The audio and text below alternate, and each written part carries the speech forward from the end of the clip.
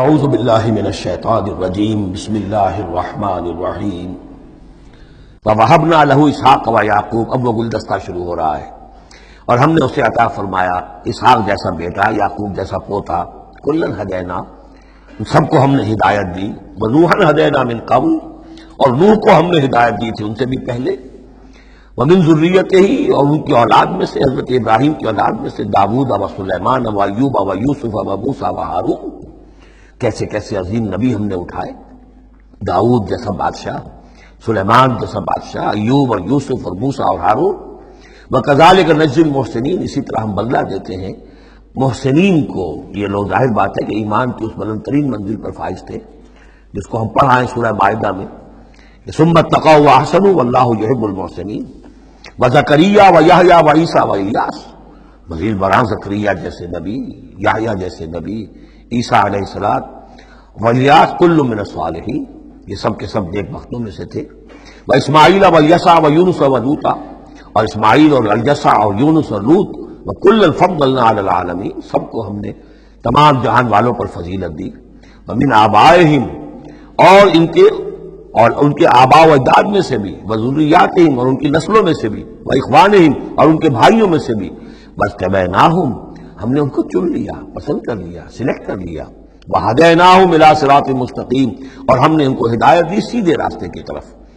ذَلِكَ هُدَى اللَّهِ يَهْدِي بِهِ مَن يَشَاءُ مِنْ عِبَادِهِ،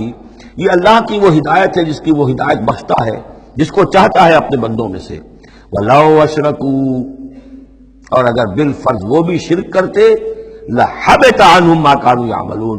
ان کے بھی سارے اعمال حبط ہو جاتے۔ شرک اتنی بری شے ہے، اتنے اونچے اونچے مراتب، اتنے اعلیٰ اعلیٰ مقامات، اللہ کی محبوب شخصیتیں، اولو العزم پیغمبر اور یہ عظیم انبیاء، لیکن بالفرض یہ سمجھانے کے لیے، ظاہر بات ہے کوئی امکان نہیں تھا کہ وہ شرک کرتے، لیکن ہمیں سمجھانے کے لیے شرک وہ شے ہے، ان اللہ لا یغفر یشرک بہ ویغفر ما دون ذلک لمن یشاء ولو اشرکوا لحبط عنہم ما كانوا یعملون، اگر وہ شرک کرتے تو ان کے بھی تمام اعمال حبط ہو جاتے۔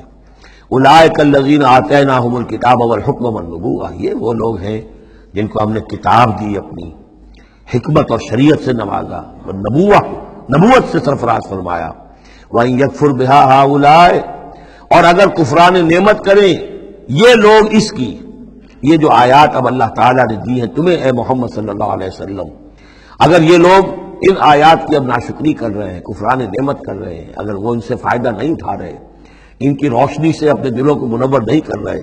فقد وکلنا بہا قوما لیسوا بہا بکافرین، تو ہم نے ایک اور قوم کو تیار کر رکھا اس کام کے لیے کہ وہ اس کی ناقدری نہیں کرے گی، یعنی یہ کہ مدینہ کے انصار انشاءاللہ اس کی قدر کریں گے۔ مکے کے یہ لوگ جو ہیں اگر ناقدری کر رہے ہیں محمد صلی اللہ علیہ وسلم، اور تمہاری باتیں جو ہیں اب تک 10-11 برس ہونے کو آ گئے ہیں، اس کے نتائج جو ہیں بڑے ہی کم سے کم یہ کہ مایوس کن نہیں تو دل شکن ضرور ہے۔ محمد جیسا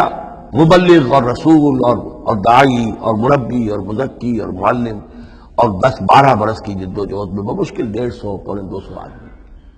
پہلے 10 برس میں تو بمشکل 125 آدمی، تو یہ ہے کہ اس اعتبار سے فَإِن يَكْفُرْ بِهَا هَؤُلَاءِ، اگر یہ لوگ کفران نعمت کر رہے ہیں ان کا، فقد وکلنا بها، تو ہم نے کچھ مقرر کر دیے ہیں کچھ اور لوگ، قومن، ایک ایسی قوم، لیسوا بها بکافرین، جو ان کی شاید ان کی جو اس کی ناشکری نہیں کریں گے۔ کچھ پتہ نہیں یہ ہماری جو دعوت رجوع القرآن ہے جو کہاں کہاں پھیل رہی ہے، تو یہ بہرحال یہ آج بڑی اہم ہے اس اعتبار سے، آج کے دور میں خاص طور پر یہ ہے کہ کوئی مایوسی انسان کو ہونی نہیں چاہیے۔ ہمیں تو پتہ بھی نہیں ہے کہ کہاں کہاں یہ بات پھیل رہی ہے، ممکن ہی نہیں ہے مجھے معلوم ہو کہ میرے کیسٹ کہاں کہاں پہنچ گئے۔ وہ تو جہاں کہیں بھی جاتا ہوں، دیکھتا ہوں، سنتا ہوں، کوئی کہتا ہے میرے پاس 300 کیسٹ آپ کے ہیں، کوئی کو ملتا ہے میرے پاس اتنے کیسٹ آپ کے ہیں، میں سنتا ہوں۔ اب یہ دعوت پھیل رہی ہے، اب یہ میں نہیں کہہ سکتا کہ کس جگہ پر یہ جڑ پکڑے زمین کے اندر، اور یہ انقلابی دعوت جو ہے قرآن کی وہ وہاں ایک تناور درخت بنے، ایک تحریک زبردست انقلابی اٹھے۔ فَإِن يَكْفُرْ بِهَا هَؤُلَاءِ فَقَدْ وَكَّلْنَا بِهَا قَوْمًا لَيْسُوا بِهَا بِكَافِرِينَ، اگر یہ اس کی ناقدری کر رہے ہیں تو اے نبی آپ آزردہ خاطر نہ ہو، ہم نے ایک اور قوم کو تیار کر لیا ہے کہ وہ اس کی ناقدری نہیں کریں گے۔ اولئک الذین ھدی اللہ فبہداہ مقتدہ، یہ وہ لوگ ہیں جن کو اللہ نے ہدایت دی تھی. یہ 17 نام جو اوپر ہم نے پڑھے ہیں. فرمایا کہ اللہ فرما رہا ہے ہم نے انہیں ہدایت دی تھی. فَبِهُدَاهُ مُقْتَدِهْ، تو آپ بھی ان کی ہدایت کی پیروی کیجئے. یہ بہت اہم نقطہ ہے جو یہاں پر نوٹ کر لینے کا ہے کہ جو بھی سابقہ انبیاء کے معاملات کہیں آئیں اور ان کی نفی نہ آئے، وہ چیز گویا کہ ہم مسلمانوں کے لیے بھی وہ چیز جو ہے وہ اس قابل ہے کہ ہم اس کی اتباع کریں، اس کی پیروی کریں، اس کو مانیں. چنانچہ اسی اعتبار سے یہ رجم اور قتل مرتد، یہ 2 سزائیں جو ہیں یہ ہمارے ہاں اہل سنت نے اور سب تمام مسلمانوں نے یہ لی ہے کہ رجم کی سزا قرآن میں نہیں ہے، یہ سابق شریعت کی سزا ہے جس کو حضور نے برقرار رکھا ہے. قتل مرتد کا ذکر بھی قرآن مجید میں نہیں ہے، یہ بھی سابق امت کے اندر سابق شریعت کی سزا ہے جس کو برقرار رکھا گیا ہے. جب تک کسی شے کی نفی نہ ہو جائے سابق جو بھی شریعت ہے اس کی، اس وقت تک یہ ہے کہ وہ چیز بھی لاگو رہے گی. فرمایا اولئک الذین ھدی اللہ فبہداہ مقتدہ قل لا اسألکم علیہ اجرا، اور کہہ دیجئے کہ میں تم سے اس پر کسی اجر کا طالب نہیں ہوں، میں نے تم سے کوئی محنتانہ کبھی طلب نہیں کیا، تم سے کوئی معاوضہ نہیں مانگا. ان هو الا ذکریٰ للعالمین، یہ نہیں ہے مگر تمام جہان والوں کے لیے یاد دہانی ہے، نصیحت ہے. جو چاہے اس سے کسب فیض کرے، جو چاہے اس سے نور حاصل کرے، جو چاہے اس سے صحیح صراط مستقیم تک کی رہنمائی اخذ کر لے،